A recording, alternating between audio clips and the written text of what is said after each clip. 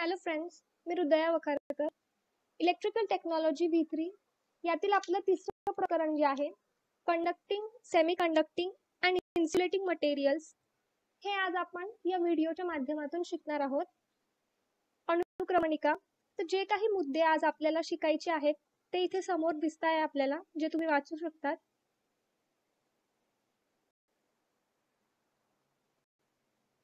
चला तर मग सुरू करूया. घनपदार्थांचे बँड रचना व अनुबंधानुसार पडणारे प्रकार आपल्याला इथे दिसत आहेत. ते आहेत वाहक, अवाहक आणि अर्धवाहक. The classification of solids according to their band structure and bonds is done in three ways: conductor, insulator and semiconductor. वाहक म्हणजे काय? What is meant by conductor? तर वाहक या शब्दामधूनच आपल्याला त्याचा अर्थ कळतो की एक असा पदार्थ जो स्वतःमधून एक विशिष्ट प्रकारची ऊर्जा वाहून नेतो आणि ती ऊर्जा वाहून नेत असताना तो त्याला कमीत कमी प्रमाणात अडथळा जो आहे तो तिथे निर्माण करतो. तर आता ही ऊर्जा म्हणजे कुठली? जी ऊर्जा एनर्जी आहे ती कुठल्याही प्रकारची असू शकते, हीट, इलेक्ट्रिसिटी किंवा लाईट. तर आपण जे वाहक बघणार आहोत त्यातून वाहणारी जी ऊर्जा असणार आहे ती असणार आहे विद्युत ऊर्जा म्हणजे इलेक्ट्रिसिटी. तर वाहक म्हणजे काय हे जाणून घेण्यासाठी आपल्याला एक उदाहरण बघायचं आहे. आपल्याला इथे बल्ब, सेल किंवा बॅटरी आणि स्विच अशा तीन वेगवेगळ्या वस्तू दिसत आहेत. जर का आपल्याला हा बल्ब ऑन करायचा असेल तर आपल्याला यात कुठल्या तरी प्रकारची जोडणी किंवा कनेक्शन करणं गरजेचं आहे. का गरजेचं आहे? कारण जर आपण यांच्यात कुठल्याही प्रकारची जोडणी केली नाही तर विद्युत प्रवाह जो आहे तो बल्बला मिळणार नाही आणि तो प्रकाशित होणार नाही. त्याकरिता या समोरील चित्रात आपल्याला दिसतं की आपण या तिघ वस्तू ज्या आहेत त्या एका लाल रंगाच्या इलेक्ट्रिक वायरने जोडून घेतलेल्या आहेत.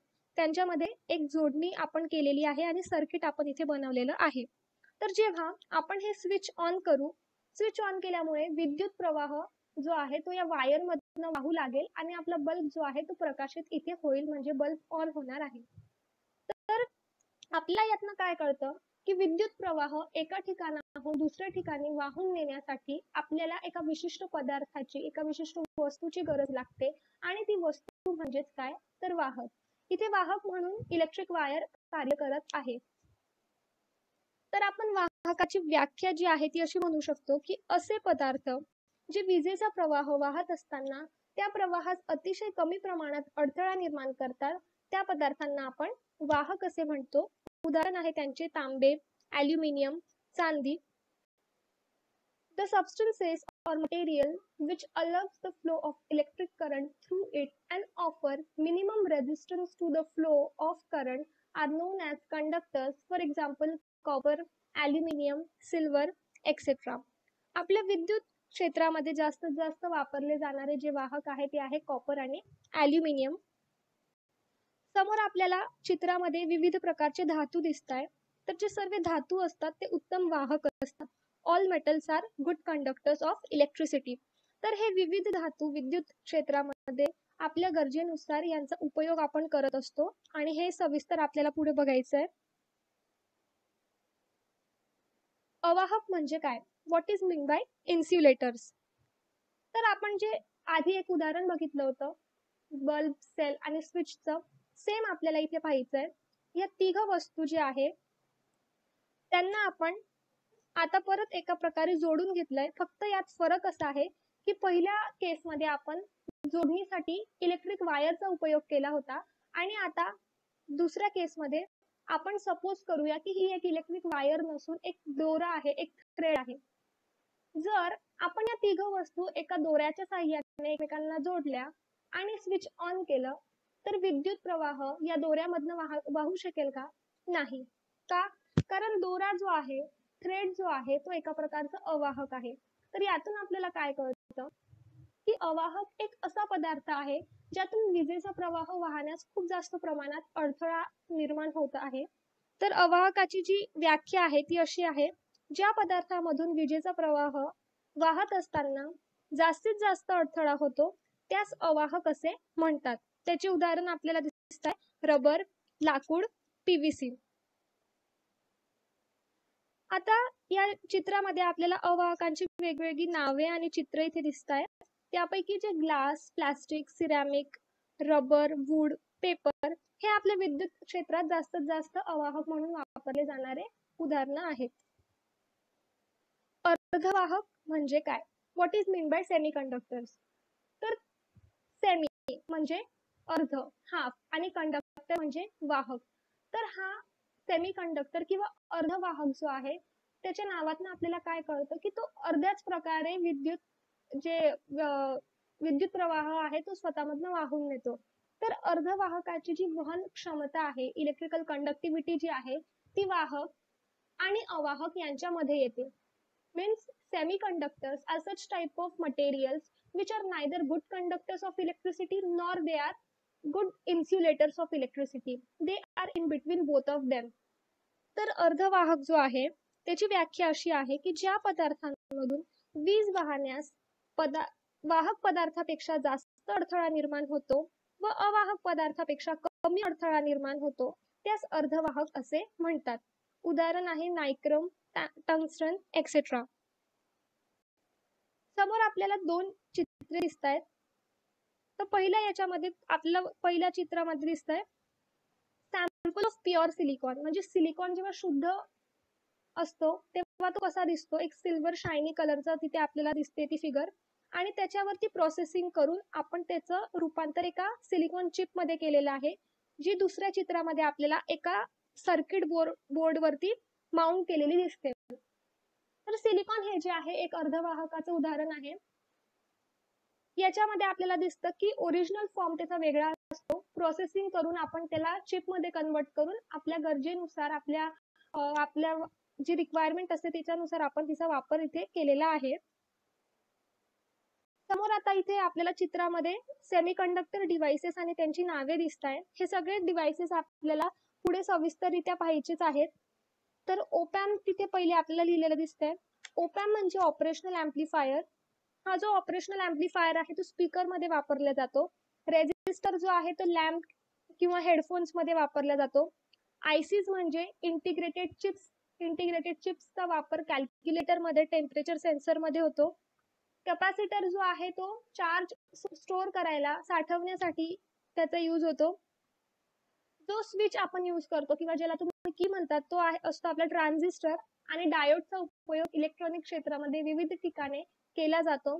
तर हे जे सर्व सेमीकंडक्टर डिव्हाइसेस आहे ते सेमीकंडक्टर मटेरियलचा वापर करून, म्हणजे जे वेगवेगळे अर्धवाहक असतात, अर्धवाहक पदार्थांपासूनच हे जे अर्धवाहक आपल्याला इथे समोर दिसत आहे ते बनवलेले आहेत. अर्धवाहकांचे प्रकार. Semiconductors are classified into two types. First are intrinsic semiconductor, second are extrinsic semiconductor.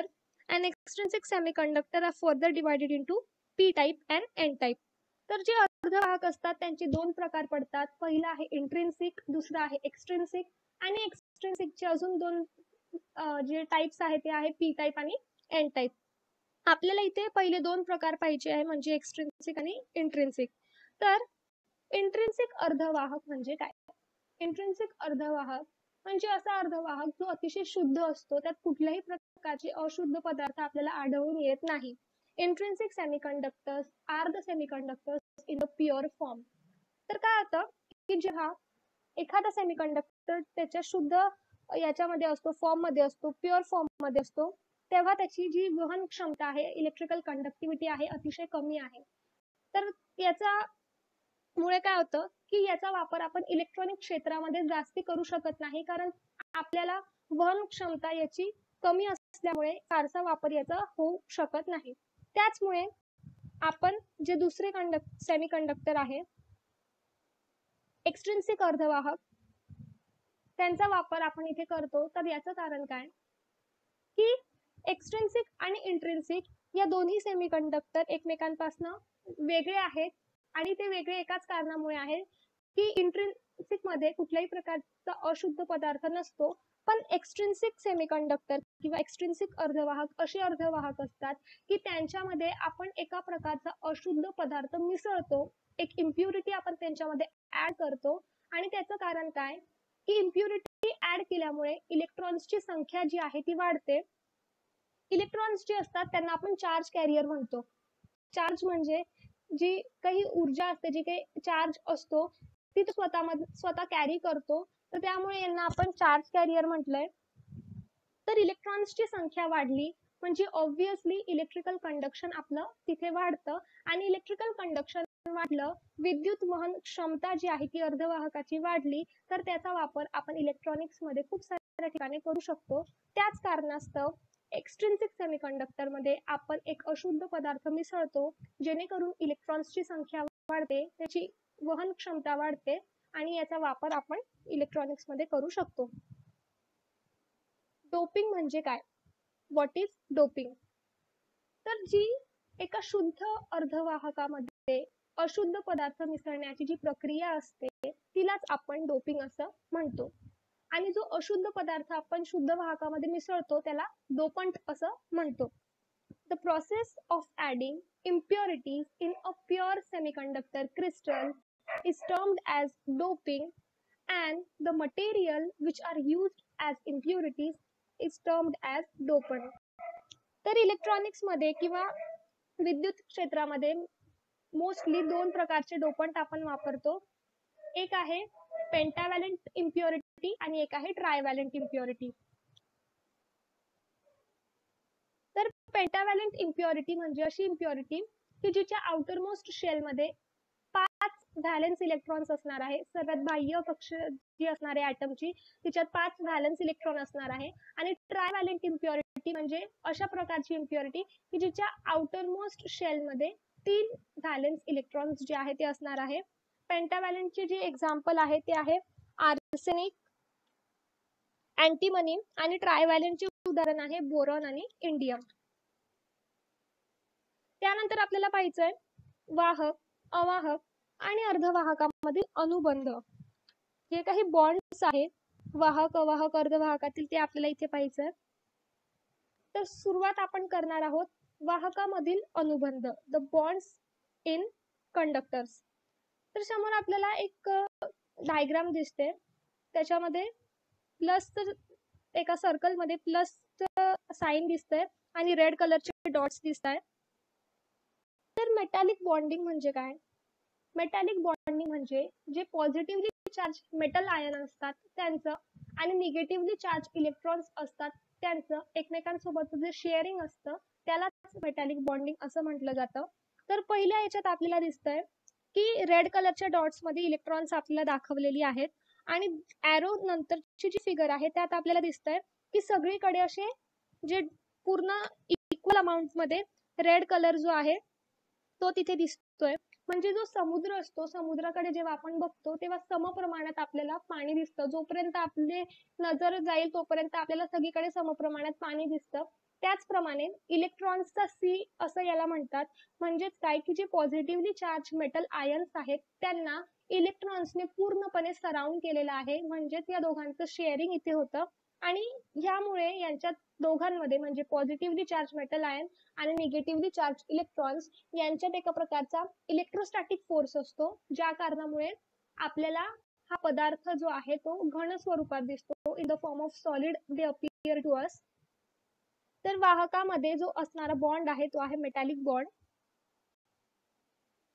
म्हणजेच काय की जेव्हा आपण इलेक्ट्रॉन्सला किंवा त्या पदार्थाला जेव्हा आपण ऊर्जा देऊ कुठल्याही प्रकारची, हीट, इलेक्ट्रिसिटी और लाईट, तेव्हा इलेक्ट्रॉन्स जे आहे ते एनर्जाइज होतील. एनर्जाइज झाल्यामुळे ते इकडे तिकडे ट्रॅव्हल करतील, मूव्ह ऑन करतील, आणि पॉझिटिव्हली चार्ज मेटल आयन आणि निगेटिव्हली चार्ज इलेक्ट्रॉन यांचं शेअरिंग होईल, आणि त्यानंतरचा तो बॉन्ड एस्टॅब्लिश होईल, तो असणार आहे मेटॅलिक बॉन्ड. नंतर आपल्याला पाहायचं आहे अवाहकामधील अनुबंध, बॉन्ड्स इन इन्सुलेटर. समोर आपल्याला एका फिगर मध्ये 2 ॲटम्सचं स्ट्रक्चर दिसतंय.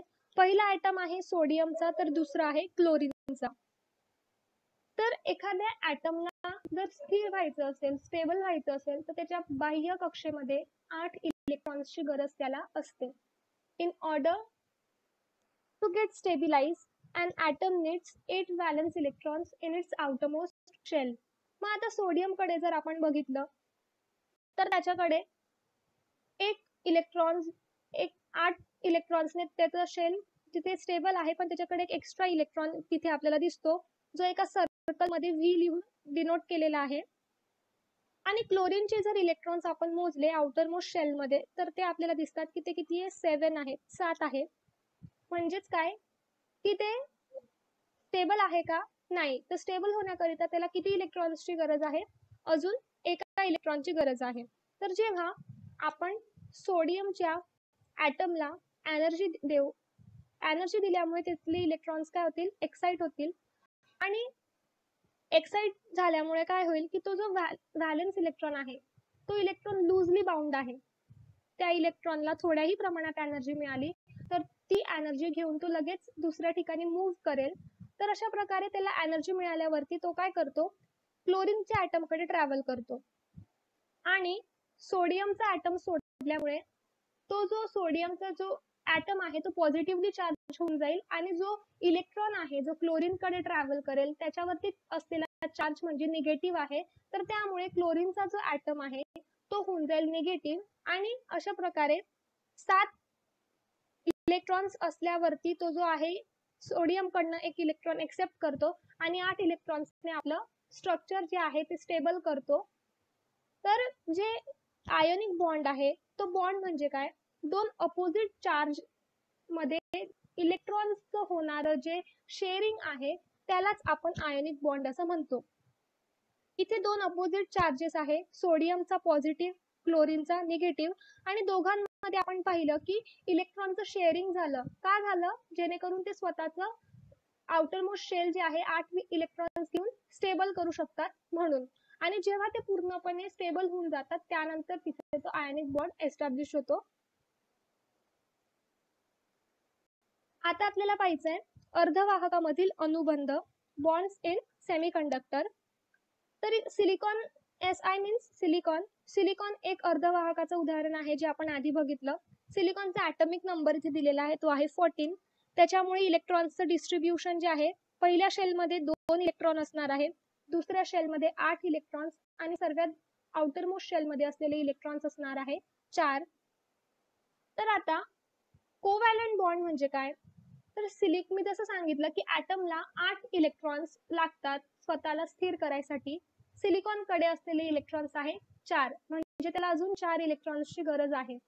तर सिलिकॉन काय करणार की त्याच्या आजूबाजूचे जे स्ट्रक्चर आहे त्याच्यासोबत तो इलेक्ट्रॉन्सची पेअर शेअर करणार. म्हणजे स्वतःकडे असलेले 4 इलेक्ट्रॉन्स आणि दुसऱ्या सिलिकॉन कडे असलेले 4 इलेक्ट्रॉन्स, असं ते एकमेकांसोबत शेअर करून स्वतःचं बाह्य कक्ष जे आहे ते 8 व्हॅलेन्स इलेक्ट्रॉनने कंप्लीट करतील आणि स्वतःला स्थिर करतील. आणि हा बॉन्ड म्हणजेच आपला कोव्हॅलंट बॉन्ड आहे, जो अर्धवाहकामध्ये आपल्याला पाहायला मिळतो.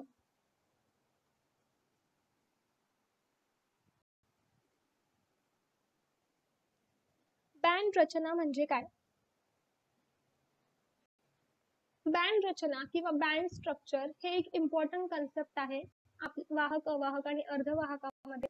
तर जे इलेक्ट्रॉन्स असतात ते चार्ज कॅरियर असतात. जे काही इलेक्ट्रिकल कंडक्शन होतं, जे काही विद्युत वहन होतं, ते फक्त आणि फक्त त्यांच्यामुळे शक्य होत असतं. तर जे इलेक्ट्रॉन्सचे विविध ऊर्जा श्रेणी असतात, विविध एनर्जी लेवल्स असतात, त्यांचं वर्गीकरण जे आहे ते एनर्जी बँड मध्ये केलेलं असतं. किंवा एनर्जी बँड मध्ये जे काही लेवल्स असतात, एनर्जी लेवल इलेक्ट्रॉन्सच्या, त्या तिथे दिलेल्या असतात. तर एनर्जी बँड मध्ये आपल्याला 3 गोष्टी पाहिजे आहे. पहिला आहे कंडक्शन बँड, दुसरा आहे फॉरबिडन एनर्जी गॅप, आणि तिसरा आहे व्हॅलेन्स बँड. समोर आपल्याला एक डायग्राम दिसते, ह्या डायग्रामलाच एनर्जी बँड डायग्राम असं म्हटलं जातं, म्हणजे आपली बँड रचना. सर्वात पहिले लाल रंगामध्ये आपल्याला व्हॅलेन्स बँड लिहिलेला दिसतंय. व्हॅलेन्स बँड जो असतो तो सर्वात खाली असतो, आणि हा जो बँड आहे हा पूर्णपणे किंवा अर्धवट असा इलेक्ट्रॉन्सने भरलेला असतो. जेव्हा हा बँड अर्धवट इलेक्ट्रॉन्सने भरलेला असतो तेव्हा तो स्वतःमध्ये एक्स्ट्रा इलेक्ट्रॉन्सला एंट्री तिथे देतो. फॉर एक्झाम्पल, एखादा कंटेनर आहे, ग्लास आहे, ग्लासला आपण पूर्ण पाण्याने भरलेलं आहे, आणि जर का आपल्याला त्यात एक्स्ट्रा वॉटर पोर करायचं आहे, टाकायचं आहे. तर आपण तसं केल्यावरती ते काय होईल की ग्लासाच्या बाहेर ते पाणी आहे ते ओव्हरफ्लो होईल. कारण काय की त्या ग्लासची क्षमता तेवढीच आहे. त्याच प्रकारे जर व्हॅलेन्स बँड मध्ये आपल्याला एक्स्ट्रा इलेक्ट्रॉन ऍडमिट करायचे आहे किंवा एक्स्ट्रा इलेक्ट्रॉन्सला एंटर करायचं आहे, त्याच्यासाठी त्याचं रिकामं असणं, हाफ फील असणं गरजेचं आहे. त्यामुळेच व्हॅलेन्स बँड जो असतो तो अर्धवट रिकामा असतो, जेणेकरून मॅक्सिमम इलेक्ट्रॉन तिथे एंटर होऊ शकतात. त्यानंतर आहे कंडक्शन बँड. निळ्या रंगामध्ये इथे कंडक्शन बँड लिहिलेला आहे, जो सगळ्यात वरती आहे. जे काही वहन असतं, इलेक्ट्रिकल कंडक्शन असतं, त्याच्यासाठी हा बँड रिस्पॉन्सिबल असतो. आणि कंडक्शन बँड मध्ये असलेले जे इलेक्ट्रॉन्स असतात ते फ्री असतात, मुक्त असतात, म्हणजे ते त्यांना एनर्जी मिळाल्यावरती एका जागेवरून दुसऱ्या जागी मूव्ह करू शकतात. आणि कंडक्शन आणि व्हॅलेन्स बँड या दोघांमध्ये अंतर इथे एका एरोने दाखवलेलं आहे, ज्याला आपण फॉरबिडन गॅप किंवा फॉरबिडन एनर्जी गॅप असं म्हणतो. या गॅप मधलं जे काही अंतर आहे, जी एनर्जी आहे ती इलेक्ट्रिक वोल्ट मध्ये डिनोट केलेली असते. आणि जी बँड रचना आहे ती आपण इथे आता पाहिली. तर याच्यात कंडक्शन, व्हॅलेन्स आणि फॉरबिडन गॅप आपण पाहिला.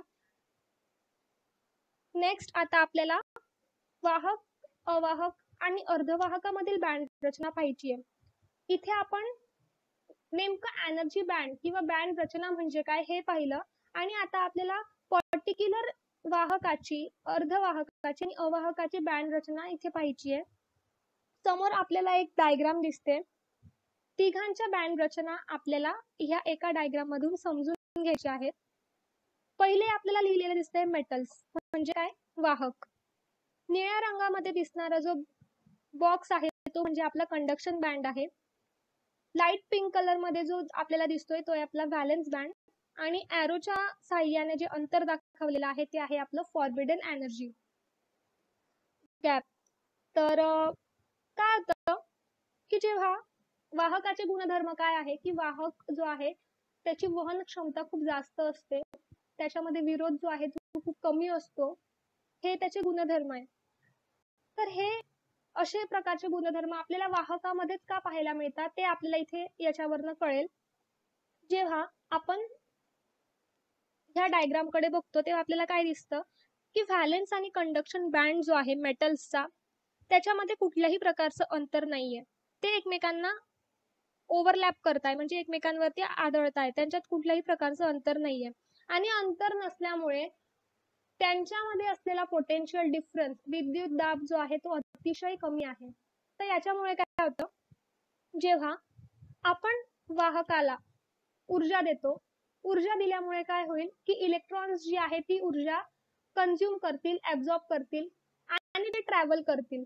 आता जसं मी सांगितलं की व्हॅलेन्स बँड मध्ये जे आहे इलेक्ट्रॉन्स ते प्रेझेंट असतात, त्यांना ऊर्जा मिळाल्यानंतर ते काय करतील, त्यांना जिथे जागा मिळेल तिथे ते ट्रॅव्हल करतील, मूव्ह करतील.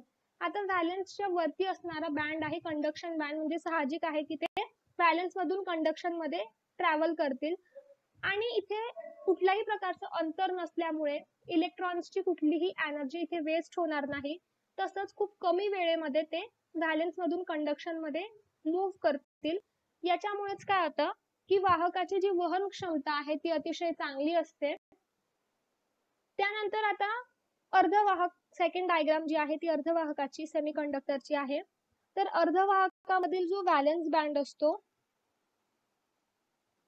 तो आपल्याला इथे अर्धवाहकामधील जो व्हॅलेन्स बँड आहे तो पूर्णपणे भरलेला असतो. कंडक्शन बँड जो आहे तो ऑलमोस्ट एम्प्टी, म्हणजे रिकामा असतो.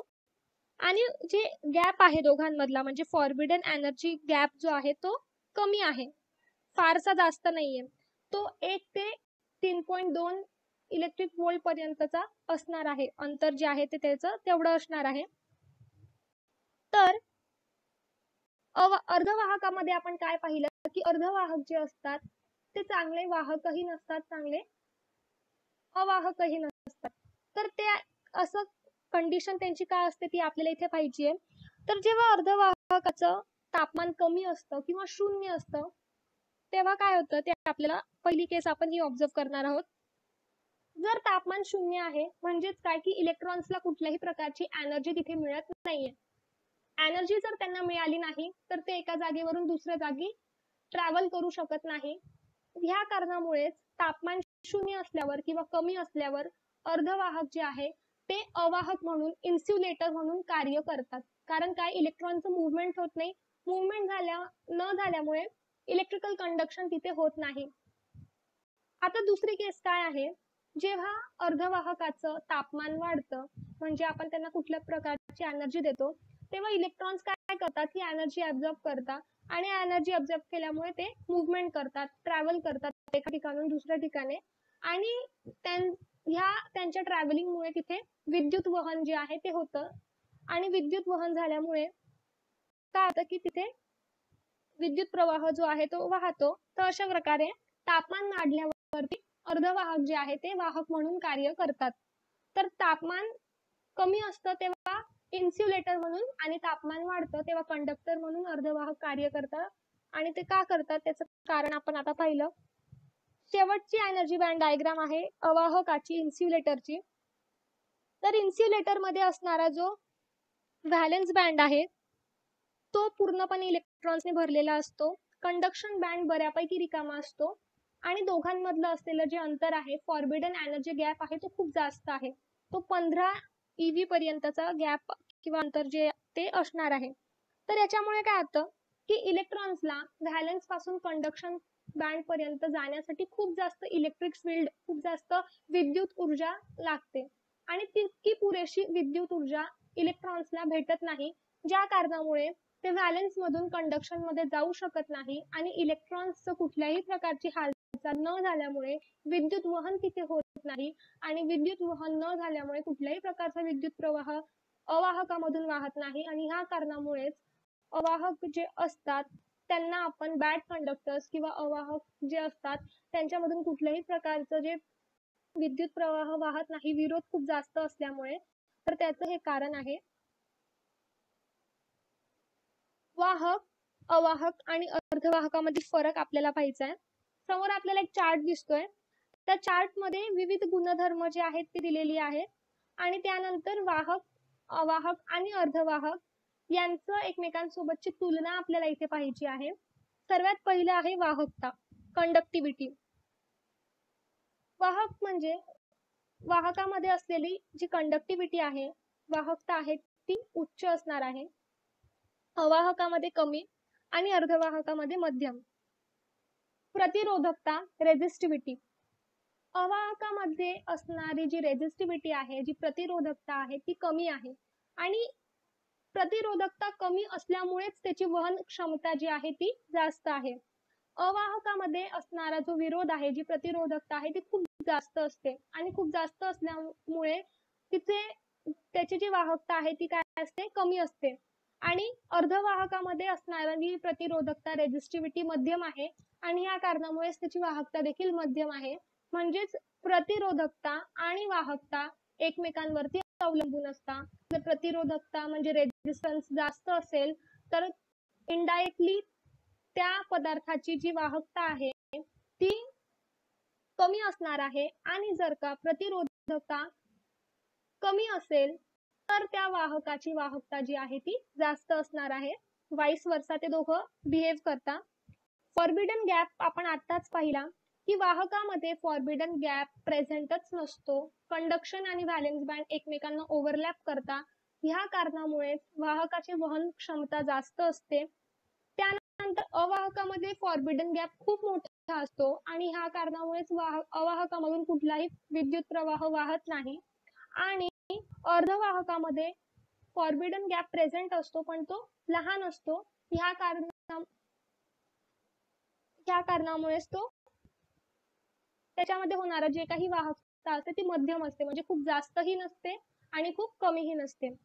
त्यानंतर आपल्याला बघायचे फोर्थ पॉइंट जो आहे तो आहे वहन, कंडक्शन. वाहक जे असतात त्याच्यात होणारं कंडक्शन जे आहे ते खूप जास्त असतं. अवाहकामध्ये होणारं कमी आणि अर्धवाहकामध्ये होणारं कंडक्शन, वहन जे आहे ते मध्यम असतं. उदाहरण आपण पाहिले वाहकाचे तांबे, ॲल्युमिनियम, सिल्वर. अवाहकाचे रबर, लाकूड, PVC आणि अर्धवाहकाचे नायक्रम, टंगस्टन एक्सेट्रा. तर ह्या चॅप्टर मध्ये आपण बेसिकली कंडक्टर, सेमीकंडक्टर आणि इन्सुलेटरचं ओळख करून घेतली, त्यांच्या व्याख्या आपण पाहिल्या, अर्धवाहकांचे आपण प्रकार इथे पाहिले आहेत. त्यानंतर बँड रचना म्हणजे काय, अनुबंध काय असतात, कोणते असतात अवाहक, वाहक आणि अर्धवाहकामध्ये, हे आपण पाहिलं. आणि शेवटी या तिघांमधील फरक आपण इथे जाणून घेतलेला आहे. व्हिडिओच्या नेक्स्ट पार्ट मध्ये आपण वाहक, अवाहक आणि अर्धवाहकांचे उदाहरणं हे डिटेल मध्ये बघणार आहोत. थँक्यू.